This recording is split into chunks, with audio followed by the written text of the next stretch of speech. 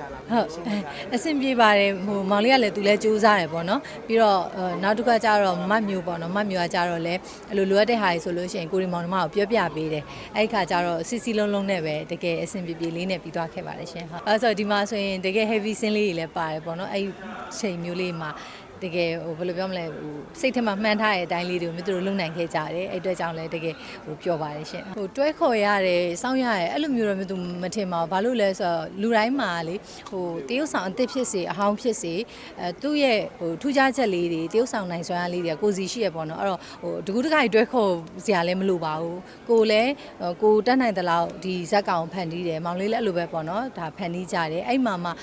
ကင်မရာဘောင်းလေးတွေပေါ့ကင်မရာဘောင်းလေးတွေမခိုးတတ်တာမျိုးလေးတွေတို့ဘာလို့အဲ့လိုမျိုးလေးပေါ့ဘာဆိုတော့မြို့တို့ကြတော့ဒီလောကထဲမှာဘာဖြစ်ပြော